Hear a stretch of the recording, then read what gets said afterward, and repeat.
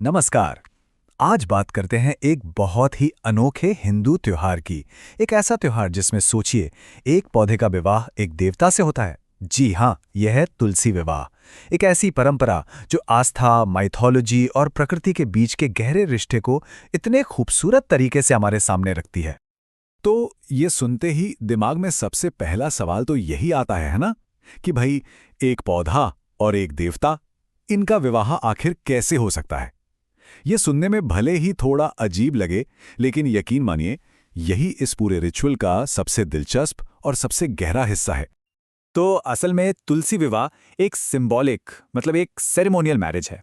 इसमें होता यह है कि जो पवित्र तुलसी का पौधा है, जिसे होली बैसल भी कहते हैं, उसका विवाह करवाया जाता है भगवान विष्णु से। पर सवाल तो अभी वहीं का वहीं है, ऐसा क्यों करते हैं? और इस क्यों का जवाब हमें मिलता है एक बहुत ही जबरदस्त पौराणिक कहानी में।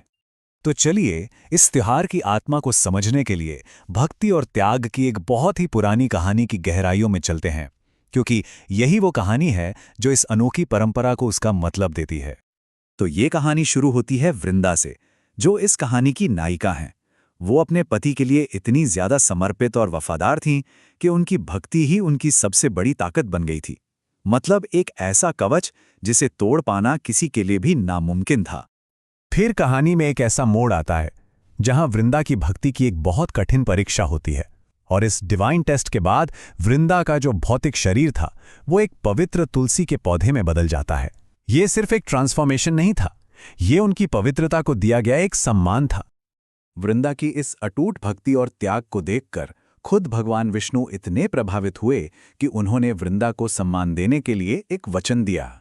वचन ये कि वो हमेशा के लिए उनके इस पवित्र पौधे वाले रूप से जुड़ जाएंगे और उनसे विवाह करेंगे।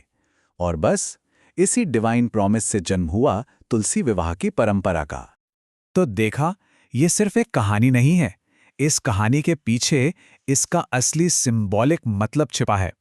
ये शादी असल में दो बहुत ही पावरफुल सिंबल्स का एक डिवाइन यूनियन है। तो सवाल यह है कि इस सिंबॉलिक शादी में दूल्हा और दुल्हन कौन है? देखिए, एक तरफ हैं देवी तुलसी, जिन्हें देवी लक्ष्मी का अवतार माना जाता है और जो प्योरिटी और डिवोशन का प्रतीक हैं।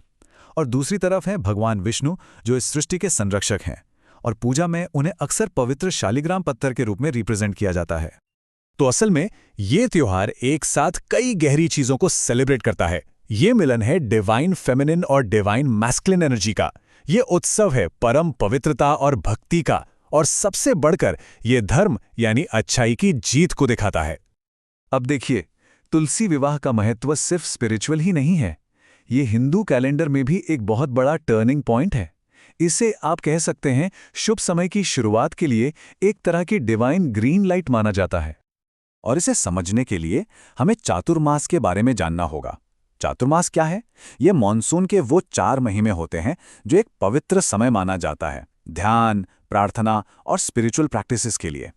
परंपरा ये है कि चातुर्मास के इन 4 महीनों में शादी, ब्याह या गृह प्रवेश जैसे कोई भी बड़े शुभ काम नहीं किए जाते। ये समय एक तरह से स्पिरिचुअल पॉज का होता है। और यहीं पर तुलसी विवाह अपना इंपॉर्टेंट रोल प्ले करता है। ये त्योहार उस स्पिरिचुअल पॉज के खत्म होने का सिग्नल है। जैसे ही तुलसी विवाह संपन्न होता है, समझ लीजिए पूरे भारत में शादियों और दूसरे शुभ कामों का सीजन शुरू हो जाता है। चलिए, आखिर में बात करते हैं उन परिवारों की जो इस पूजा को अपने घरों में करते हैं। उनके लिए इसकी पर्सनल और स्पिरिचुअल सिग्निफिकेंस क्या है? ऐसी मान्यता है कि जिस भी घर में तुलसी विवाह का अनुष्ठान होता है ना, वहां समृद्धि और शांति आती है। ये शादीशुदा जिंदगी में मिठास घोलता है और माना जाता है कि इससे पूरे परिवार को एक स्पिरिचुअल ब्लेसिंग मिलती है।